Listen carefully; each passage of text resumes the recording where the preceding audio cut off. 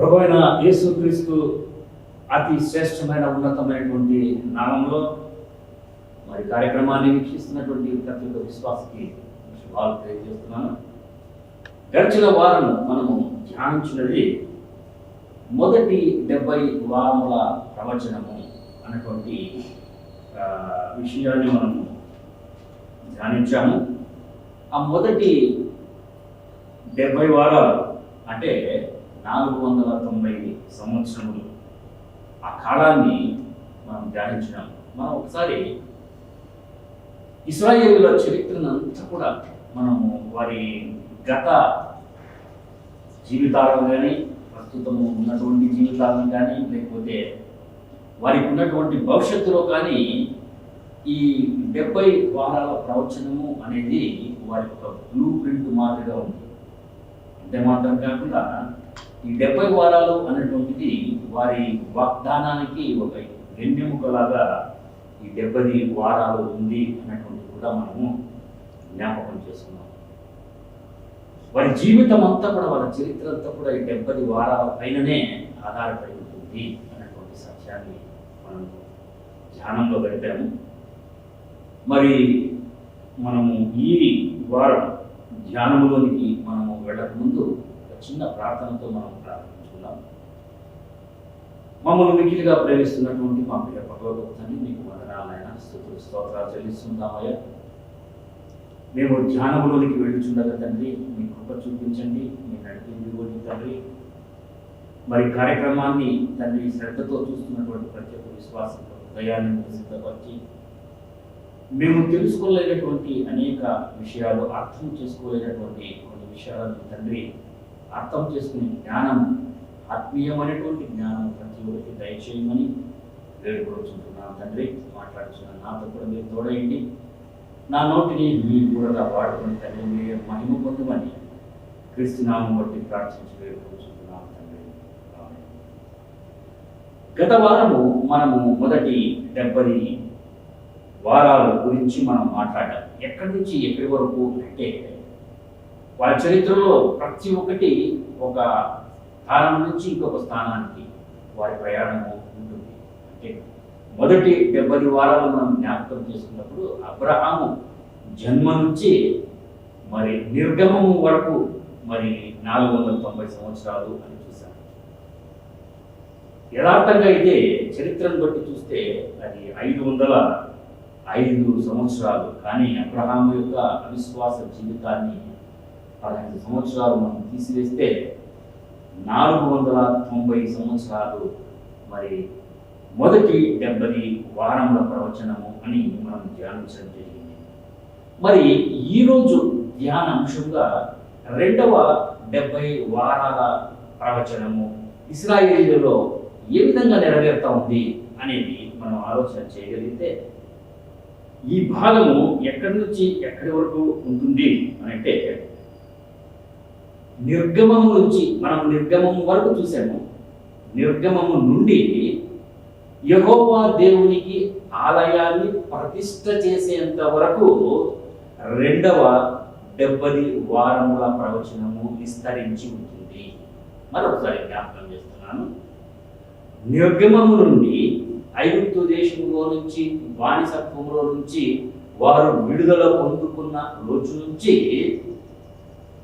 యెహోవా దేవునికి ఆలయాన్ని కట్టి పూర్తి చేసి ప్రతిష్ఠ చేసేంత వరకు రెండవ 70 వారముల ప్రవచనము అనేది విస్తరిస్తున్నట్టుగా మనం చూస్తా ఉన్నాము. ఇది దేవుని మనస్సు, దేవుని హృదయము, దేవుని చిత్తము అన్నటువంటిది ఎవరైనా చూడకపోతే అది మీరు చూడగలిగితే ఆ ఎపిసోడ్ ఆ టైటిల్లో ఉంటుంది. మరి మ్యాచ్లెస్ ట్రెజర్ మినిస్ట్రీస్ మీరు ఓపెన్ చేస్తే అది ఉంటుంది. లేకపోతే యాటికి థామస్ విలియం అని మీరు సెర్చ్ చేయగలిగితే మెసేజ్ అన్నీ ఉంటాయి. దేవుని మనస్సు, దేవుని హృదయము, దేవుని చిత్తం అనేది మీరు చూడగలిగితే ఇవన్నీ కూడా అది ఫౌండేషన్ లాంటిది ఈ 70 వారాల ప్రవచనానికి. కాబట్టి దాన్ని చూడండి, వినండి, అర్థం చేసుకోండి. ఫస్ట్ 70 వారాలు అయిపోయింది. రెండవ 70 వారాల ప్రవచనము నిర్గమము నుండి యెహోవా దేవునికి సొలొమోను మందిరాన్ని, ఆలయాన్ని కట్టి ప్రతిష్ట చేసేంత వరకు 270 వారములు అనేటువంటిది విస్తరించింది అనేటువంటిది దేవుని వాక్యము మనకు సెలవిస్తుంది. మరి మనము ఇంతకు ముందుగానే ధ్యానించిన విధంగా రాజుల మొదటి గ్రంథము 6వ అధ్యాయము 1వ వచనంలో మనం చూస్తున్నాము. ఇర్మియా గారు చెబుతున్నట్లుగా 480 సంవత్సరములు అని ఇర్మియా గారు తెలియజేయడము మనము చూశాము. అంటే ఇర్మియా ఏమో 480 సంవత్సరాలు వారు నడిచినటువంటి కాలము అని తెలియజేస్తున్నట్లుగా మనం చూస్తాము. రాజుల మొదటి గ్రంథము 6వ అధ్యాయము 1వ వచనములో ఇశ్రాయేలీయులు ఐగుప్తు దేశములో నుండి బయలుదేరి వచ్చిన 480వ సంవత్సరమునందు, అనగా సొలొమోను ఇశ్రాయేలును ఏలిన 4వ సంవత్సరమందు జీప్ అను 2వ మాసమున అతడు యెహోవా మందిరమును కట్ట ఆరంభించెను. ఇది మనకు ఇర్మియా రాజుల మొదటి గ్రంథము రాస్తూ మనకు తెలియజేస్తున్నటువంటి సత్యం. కానీ మనము ఇంతకు ముందే ధ్యానించిన విధంగా లూకా ఏం రాస్తున్నాడు అంటే, ఇది 480 సంవత్సరములు కాదు, చరిత్రను ఆధారం చేసుకొని చరిత్రలో వారు ఐగుప్తు దేశంలో నుంచి బయలుదేరిన దినము నుంచి ఆలయాన్ని ప్రారంభించేంత వరకు మరి 573 సంవత్సరాలు పట్టింది అని లూకా మనకు తెలియజేస్తున్నట్లుగా మనం చూశాడు. దానికి మన ఆధారం ఏంటి అని అంటే, అపోస్తుల కార్యములు 13వ అధ్యాయము 18వ వచనం నుంచి 22వ వచనం వరకు మనం చదవగలిగితే ఈ 573 సంవత్సరాల కాలాన్ని లూకా మనకు తెలియజేస్తున్నాడు. జాగ్రత్తగా పరిశీలన చేస్తాము. అపోస్తుల కార్యములు లూకా గారు రాసినటువంటిది 13వ అధ్యాయము 18వ వచనం. ఇంచుమించు 40 ఏండ్ల మటుకు అరణ్యములో వారి చేష్టలను సహించెను అని రాస్తున్నారు. అంటే నిర్గమం అయిపోయింది, ఐగుప్తు నుంచి విడుదల కలిగింది, వారు బయలుదేరి కనానుకు ప్రయాణం కట్టినప్పుడు వారి ప్రయాణము ఎంతకాలము అని మనము వాక్యంలో చూస్తూ ఉంటే, ఇప్పుడు మనకు 40 సంవత్సరాల అరణ్య మార్గంగా వాళ్ళు వెళ్ళి కనానును మరి స్వతంత్రించుకున్నట్లుగా మనం చూస్తున్నాము. ఆ కాలంలో వారి చేష్టలన్నింటినీ కూడా దేవుడు సహించినాడు అనేటువంటిది కూడా మనకు వాక్యంలో తెలియజేస్తా ఉన్నాడు. రెండవది 13వ అధ్యాయం, అపోస్తుల కార్యములు 13వ అధ్యాయము 20వ వచనం. ఇంచుమించు 470 సంవత్సరములు ఇట్లు జరిగాను. ఏ విధంగా? ప్రవక్త అయిన సమూయేలు వరకు వారికి న్యాయాధిపతులను దయచేసేటువంటి కాలం వరకు ఎంతకాలం జరిగింది అంటే 450 సంవత్సరాలు ఈ విధంగా కంటిన్యూ అయింది వారి చరిత్ర అని మనకు లూకా గారు తెలియజేస్తా ఉన్నారు. అంటే అరణ్యములో వారు ప్రయాణం చేసిన కాలం 40 సంవత్సరాలు, మరి సమూయేలు ప్రవక్త మరి న్యాయాధిపతుల కాలం వరకు 450 సంవత్సరాలు అయింది అని అంటున్నాడు. అంటే ఈ 40 సంవత్సరాలు ప్లస్ ఈ 450 సంవత్సరాలు, 490 సంవత్సరాల వరకు వచ్చాము. నిర్గమం అయిపోయింది, 40 సంవత్సరాల ప్రయాణము. తర్వాత వాళ్ళు 450 సంవత్సరాల వరకు న్యాయాధిపతులు వీరందరూ కూడా పరిపాలన చేసిన కాలం వరకు 450 సంవత్సరాలు గడిచింది అని చెబుతున్నాడు లూకా గారు. అదే అపోస్తుల కార్యములు 13వ అధ్యాయములోనే నెక్స్ట్ వచనం పోతే 21, ఆ తరువాత వారు రాజు కావాలని కోరగా దేవుడు బెన్యామీను గోత్రీకుడైన కీషు కుమారుడైన సౌలును వారికి 40 ఏళ్ల వరకు దయచేసెను. సమూయేలు చాలా బాధపడతాడు. దేవాది దేవుడు, రాజులకు రాజు, ప్రభువులకు ప్రభు, నీతిమంతుడు, న్యాయవంతుడు అయినటువంటి మీ పరిపాలన కింద వీళ్ళు ఉండకుండా ఈ న్యాయాధిపతుల కాలం అంతా అయిపోయిన తర్వాత మీ పరిపాలనలో వాళ్ళు ఉండకుండా వాళ్ళు రాజు కావాలి అని అంటున్నారు, వేరొక రాజు కావాలి అని అంటున్నారు అని మరి సమూయేలు బాధపడతారు. కానీ దేవుడు నీవు సౌలును అభిషేకించు అని సమూయేలుకు చెప్తే సమూయేలు సౌలును అభిషేకించినట్లుగా మనం చూస్తాం. సౌలు ఎంతకాలం పరిపాలన చేశాడు?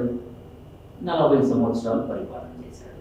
అంటే వారు ఐగుప్తును వదిలి 40 సంవత్సరాలు అరణ్య ప్రయాణము, న్యాయాధిపతుల కాలం వరకు 450 సంవత్సరాలు, తరువాత సౌలు 40 సంవత్సరాలు పరిపాలన చేశాడు. అంటే 450, 40 సంవత్సరాలు, ఇప్పుడు ఒక 40 సంవత్సరాలు, 530 సంవత్సరాల వరకు వచ్చాము మనం. సౌలును మరి గద్దె దించి చనిపోయిన తర్వాత మరి దావీదును మరి అభిషేకిస్తాడు. దావీదు ఎంతకాలం వారిని పరిపాలించాడు అంటే 40 సంవత్సరాల కాలము వారిని పరిపాలించినట్లుగా మనం చూస్తాం. తర్వాత దావీదు కుమారుడైనటువంటి సొలొమోను గద్దెక్కుతాడు. మరి వాక్యం సెలవిచ్చేది ఏంటంటే సొలొమోను జీప్ అనే 2వ మాసంలో మరి యెహోవా మందిరమును కట్ట ఆరంభించాడు. అంటే సొలొమోను మరి పట్టాభిషేకం పొందిన తర్వాత 3 సంవత్సరాల కాలం గడిచింది. 4వ సంవత్సరం ఫౌండేషన్ పడింది మందిరానికి అని మనకు లూకా గారు మనకు తెలియజేస్తా ఉన్నాడు. అంటే మొత్తం ఇప్పుడు మనము ఈ కాలం ఎంత పట్టింది, ఈ మందిరాన్ని కట్టేదానికి ప్రారంభించేంత వరకు వాళ్ళకు ఎంత సమయం పట్టింది అని మనము వాక్యంలో చూస్తే అపోస్తుల కార్యములలో 40 సంవత్సరాలు ప్రయాణం, 450 సంవత్సరాలు న్యాయాధిపతుల వరకు, తర్వాత సౌలు 40, దావీదు 40, తర్వాత సొలొమోను మరి పరిపాలనలో 4వ సంవత్సరంలో యెహోవా మందిరం కట్టుటకు ప్రారంభించింది. అంతవరకు వచ్చాము. ఇదంతా మనం కలిపితే 40, 450, మరియు 40 సౌలు, 40 దావీదు, సొలొమోను 3 సంవత్సరాలు. ఇది కలిపితే వారు ఐగుప్తు దేశము నుండి బయలుదేరి ఆలయాన్ని కట్టేదానికి ప్రారంభించినటువంటి దినాలు 573 సంవత్సరాలు అని లూకా గారు చెప్తా ఉన్నారు. కానీ మనం ఇదివరకు చూసినట్లుగా రాజుల మొదటి గ్రంథము 6వ అధ్యాయము 1వ వచనంలో ఏం చెప్తున్నాడు ఇర్మియా గారు? ఇశ్రాయేలీయులు ఐగుప్తు దేశంలో నుండి బయలుదేరి వచ్చిన 480వ సంవత్సరమునందు సొలొమోను ఇశ్రాయేలును ఏలిన 4వ సంవత్సరమందు జీపను 2వ మాసమున అతడు యెహోవా మందిరము కట్ట ఆరంభించెను అని రాజుల మొదటి గ్రంథము 6వ అధ్యాయము 1వ వచనము చూస్తా ఉన్నాం. అంటే ఇర్మియా గారేమో 480 సంవత్సరాలు అని చెబుతున్నాడు. లూకా గారేమో కాదు, ఈ చరిత్ర అంతా ఈ విధంగా ఉంది, 573 సంవత్సరాల కాలం పట్టింది అని మనకు చరిత్ర. కాబట్టి ఇది చరిత్ర కరెక్టే. చరిత్రలో ఎప్పుడు కూడా తప్పు దొర్లేందుకు వీల్లేదు. ఎందుకంటే ఆ చరిత్రను ఎవరు కూడా మార్చలేరు, జరిగినటువంటి చరిత్రను ఎవరు మార్చలేరు. కాబట్టి 573 సంవత్సరాలు పట్టింది యెహోవా మందిరాన్ని కట్టేదానికి ప్రారంభించేంత వరకు. మరి ఇర్మియా గారు 480 సంవత్సరాలని ఎందుకు చెప్పాడు? ప్రశ్న.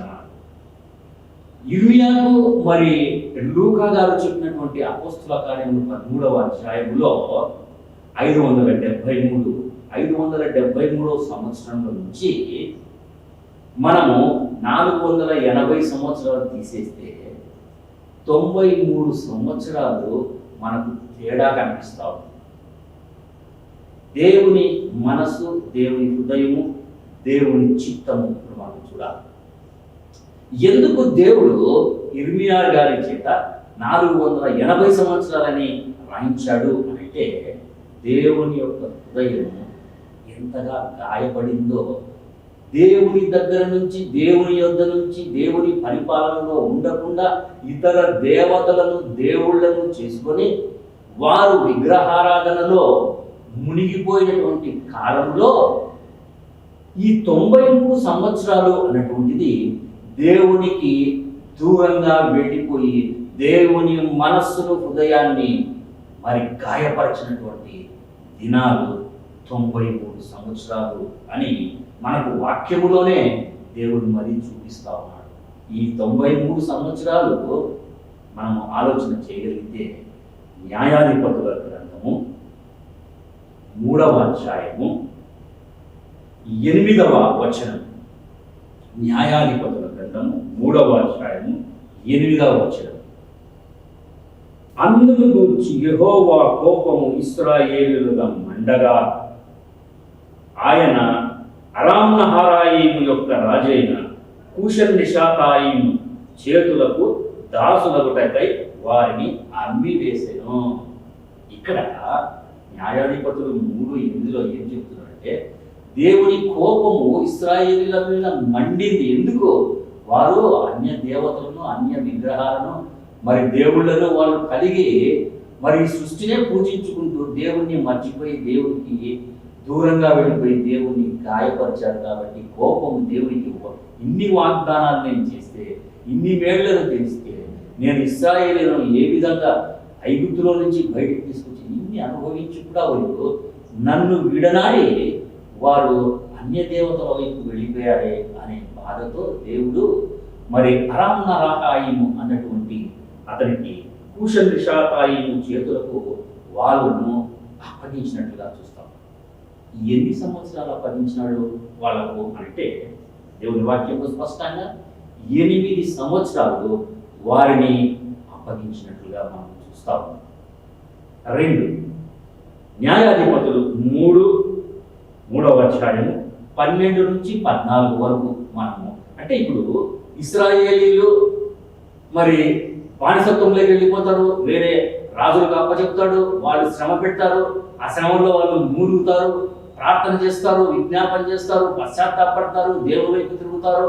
అప్పుడు దేవుడు వాళ్ళ కోసమని ఒక న్యాయాధిపతిని వారి కోసము ఏర్పాటు చేస్తాడు. ఆ న్యాయాధిపతి ఏరుబడిలో ఆ న్యాయాధిపతి క్రింద వాళ్ళు బాగా జీవిస్తారు. కానీ ఆ న్యాయాధిపతి చనిపోయిన తర్వాత మరి యథావిధిగా పూర్వము వారు చేసేటువంటి పాపాల వైపుకి వెళ్ళిపోతున్నటువంటి జీవితము కలిగినటువంటి వారు ఇశ్రాయేలీయులు.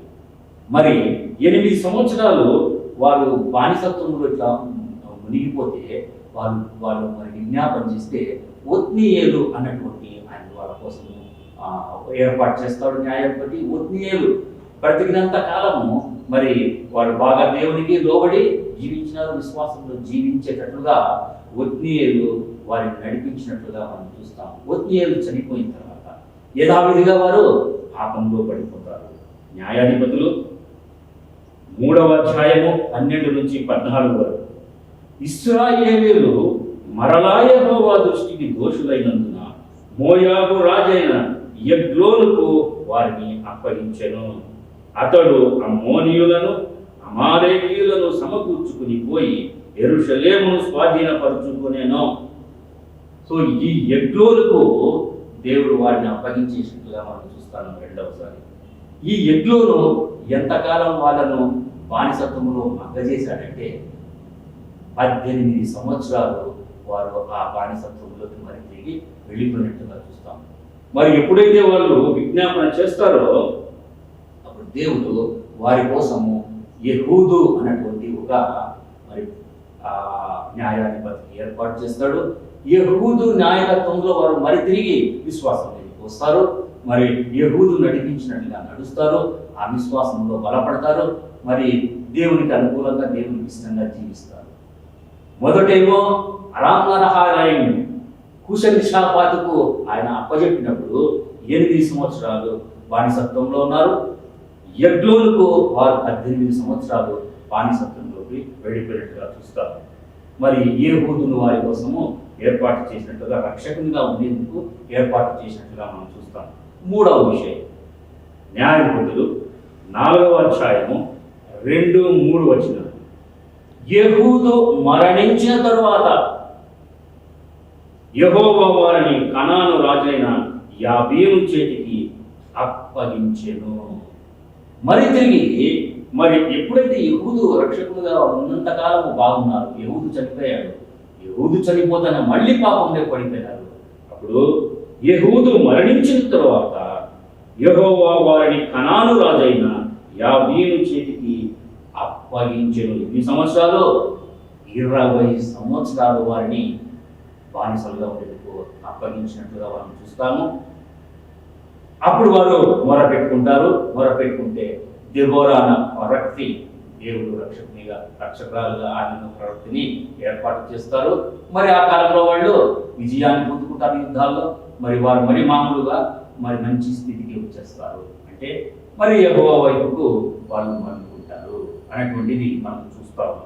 అంటే ఫస్ట్ 8 సంవత్సరాలు, తర్వాత 18 సంవత్సరాలు, తర్వాత 20 సంవత్సరాలు వారు బానిసత్వంలో వెళ్ళిపోయారు. మరి ఇంకా ఆలోచన చేస్తే న్యాయాధిపతుల గ్రంథం 6వ అధ్యాయం 1వ వచనం. న్యాయాధిపతులు 6వ అధ్యాయం 1వ వచనం.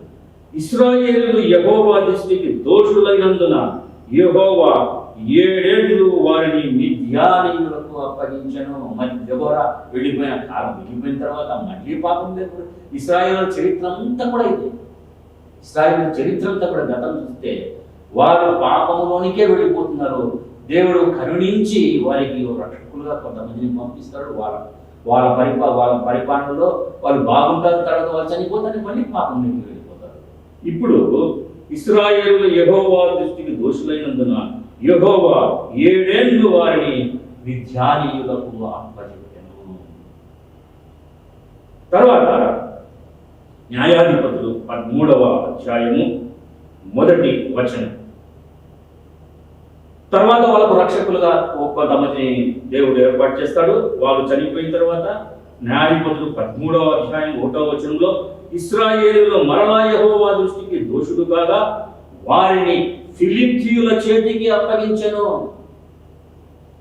రక్షకుడు వారికి ఏర్పాటు చేసిన రక్షకుడు చనిపోతానే వాళ్ళ మామూలు స్థితికి, వాళ్ళ పాపపు స్థితికి, అన్య దేవతల వైపుకు వారు మరలిపోతారు. అప్పుడు దేవుడు మరీ గొప్పపడి మండి వారి మీద వారిని వేరే రాజులకు, వేరే దేశాలకు అప్పచెప్పడం మనం చూస్తాము.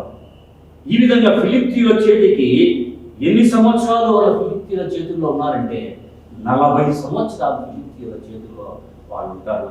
మనకంతా తెలుసు. మరి వాళ్ళ చేతిలో నుంచి విడిపించేందుకు దేవుడు సంసోనును వారికి పంపించి ఏర్పాటు చేసినట్లుగా మనం చూస్తాం. ఇప్పుడు మనం ఒకసారి జ్ఞాపకం చేసుకోగలిగితే కూషన్రిషాతాయిముకు దేవుడు వాళ్ళని అప్పగించినప్పుడు మొట్టమొదటిగా 8 సంవత్సరాలు, తర్వాత ఎగ్లోనుకు అప్పచెప్పినప్పుడు 18 సంవత్సరాలు, తర్వాత యాబీను చేతికి వారిని అప్పగించినప్పుడు 20 సంవత్సరాలు. అప్పుడు దెబోరా వస్తున్నారు. మరి మిద్యానీయులకు అప్పచెప్పినప్పుడు 7 సంవత్సరాలు, మరి ఫిలిష్తీయులకు 40 సంవత్సరాలు.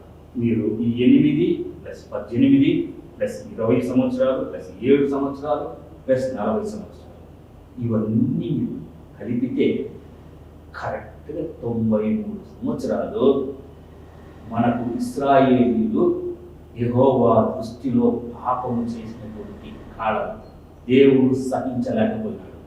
లూకా గారేమో 573 సంవత్సరాలు పట్టింది ఐగుప్తు నుంచి మరి ఆలయాన్ని కట్టేదానికి ప్రారంభించేంత వరకు అని అంటున్నాడు.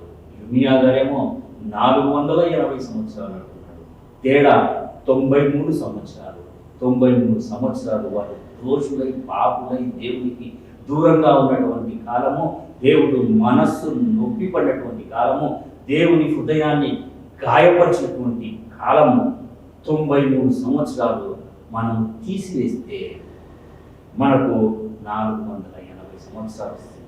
573లో నుంచి ఈ 93 సంవత్సరాల అవిధేయత కాలాన్ని మనం తీసేస్తే కరెక్ట్గా 480 ఇర్మియా గారు రాసిండేది దేవుని హృదయము, దేవుని చిత్తము, దేవుని కాలం ఎట్లా లెక్క పెడతాడు అని ఇర్మియా గారు రాసినట్టుగా మనం చూస్తాం.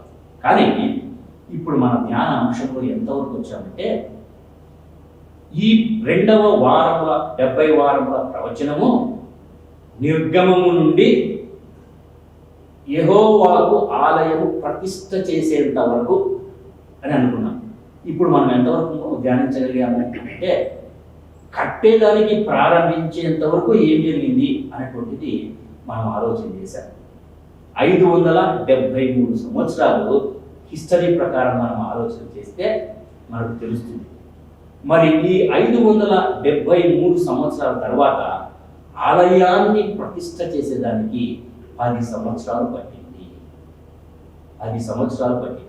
ఆలయాన్ని ప్రతిష్ఠ చేసేంత వరకు ఈ 2వ 70 వారముల ప్రవచనము విస్తరించింది. కాబట్టి ఆలయాన్ని కట్టడం ప్రారంభించి దాన్ని ప్రతిష్ఠ చేసేందుకు 10 సంవత్సరాలు పట్టింది కాలము. అంటే ఈ 573 సంవత్సరాలు ప్లస్ ఈ 10 సంవత్సరాలు కలిపితే 583 సంవత్సరాలు. అర్థం లేదండి, ఏం కన్ఫ్యూజ్ కాదండి. 573 చరిత్ర ప్రకారం లూకా గారు మనకు లెక్క కట్టింది. 573 సంవత్సరాలు ఆలయాన్ని కట్టేదానికి ప్రారంభించినారు. ఈ ప్రవచనము విస్తరణ మరి ఆలయ ప్రతిష్ట వరకు, ఆ ప్రతిష్ట వరకు 10 సంవత్సరాల కాలం. అంటే 573 ప్లస్ అది 583 సంవత్సరాలు పట్టింది. కానీ మనము 70 వారాలంటే 7 ఏళ్ళు 490 సంవత్సరాలే కాబట్టి కదా. 583లో నుంచి ఈ అవిధేయతా కాలం ఏదైతే 93 సంవత్సరాలు ఉందో అది తీసివేస్తే కరెక్ట్గా 490 సంవత్సరాలు మనకు వస్తుంది. దేవుని వాక్యము ఎంత స్పష్టంగా మాట్లాడుతుందో, ఎంత చక్కగా దేవుని హృదయాన్ని బైబిల్లో రాయించాడో మనం అర్థం చేసుకోవాలి. 583 సంవత్సరాలు పట్టింది ప్రతిష్టకు. దాంట్లో అవిధేయత కాలాన్ని తీసేస్తే 490 సంవత్సరాలు 2వ 70 వారముల ప్రవచనము ముగిసిపోతాయి. దేవుడు తన వాక్యము దీవించుగాక. చిన్న ప్రార్థన. అత్యంత ప్రేమ నమ్మకం కలిగినటువంటి మా ప్రియ ఈరోజు 2వ 70 వారముల ప్రవచనాల గురించి మేము విస్తరణగా తండ్రి ధ్యానించగలిగాం తండ్రి. మీకు స్తోత్రాలు తండ్రి. బిడ్డలు తండ్రి మరి వారి వర్తమానం విని తండ్రి జాగ్రత్తగా అర్థం చేసుకొని పరిశీలించి తండ్రి మరి 2వ 70 వారముల ప్రవచనాన్ని అర్థం చేసుకొని ఆధ్యాత్మికంగా వారు మేలు పొందుకొని ఎక్కువ చూపించి నడిపించమని, మరి ఇంతబడినటువంటి వాక్యం సాతాను ఎత్తిపోకుండా తండ్రి మరి భద్రపరచమని, ఫలింపజేయమని క్రీస్తునామం బట్టి ప్రార్థించి వేడుకుంటున్నాం తండ్రి. ఆమేన్. తండ్రి కుమార పరిశుద్ధాత్ముడైన త్రియేక దేవుని దీవెన మనకి ఇప్పుడు ఎల్లప్పుడూ సదాకాలం తోడైన